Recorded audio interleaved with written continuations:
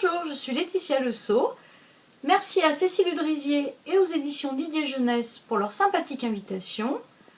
Maintenant, c'est à mon tour de vous faire découvrir mon atelier, mon travail et certaines de mes réalisations. Ça, c'est mon bureau, c'est l'endroit où je m'installe pour dessiner, préparer mes crayonnés.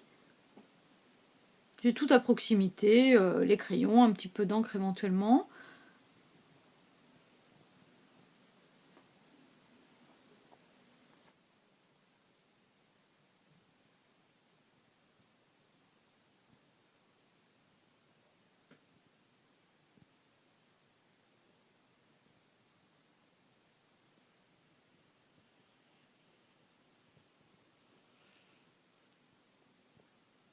Alors voilà, les crayonnés, j'ai pour habitude de les faire souvent sous des petites feuilles volantes.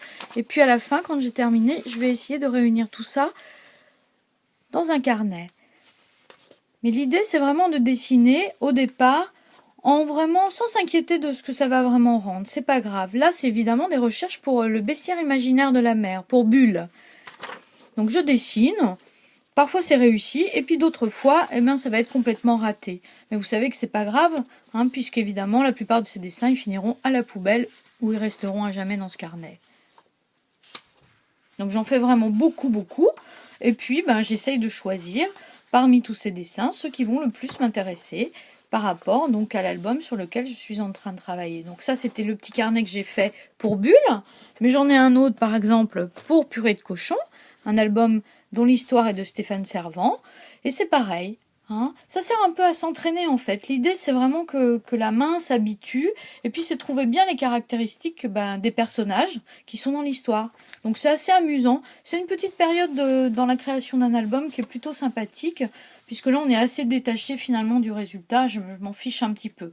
C'est vraiment pour se mettre bien les idées en place. Enfin moi, en tous les cas, ça m'aide énormément. Alors pour en finir avec les crayonnés, j'avais envie de vous parler de Pompon Gardien de Phare. Pompon Gardien de Phare, c'est mon prochain album et il sort mi-juin. Donc les crayonnés terminés, je vais composer ma maquette. Donc là, je vais mettre en page mes illustrations en fonction de l'histoire, tout simplement. Donc je suis toujours en noir et blanc, la couleur c'est pas très grave, on verra ça plus tard.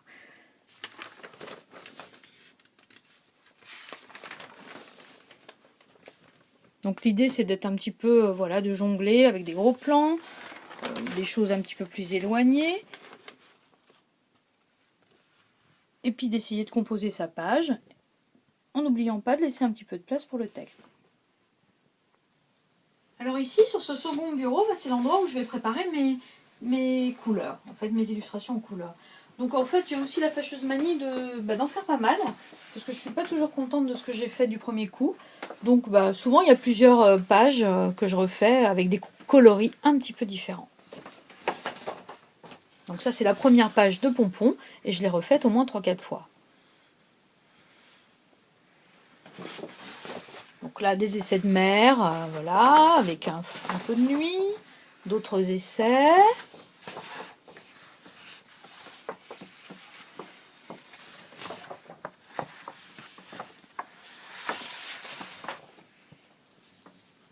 Alors ça, ce sont des illustrations qui sans doute ne seront jamais terminées, parce que ce ne sont pas les définitives.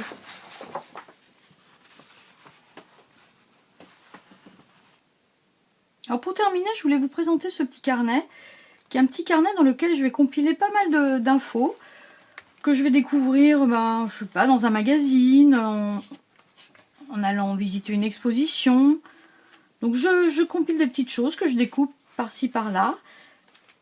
Et puis parfois, arrive un moment, quand je suis en manque d'inspiration pour rechercher une gamme de couleurs, par exemple pour illustrer un album, je m'y replonge. Et puis c'est vrai que souvent, je retrouve une petite piste que j'avais notée il y a longtemps, parce que ce sont des carnets que je travaille sur plusieurs années, ça se fait pas, c'est pas sur quelques mois. Et je trouve une écriture graphique, un travail d'un autre artiste, et ça m'inspire. Donc j'aime bien m'y plonger parce que ça me fait un petit peu ça me donne de la fraîcheur quand je suis en manque d'inspiration. Voilà, bien écoutez, moi je vais me remettre à mes dessins, à mon travail, et puis je vais passer le relais à l'énergique et talentueuse Nathalie Tual, qui vous prépare une petite surprise pour la semaine prochaine.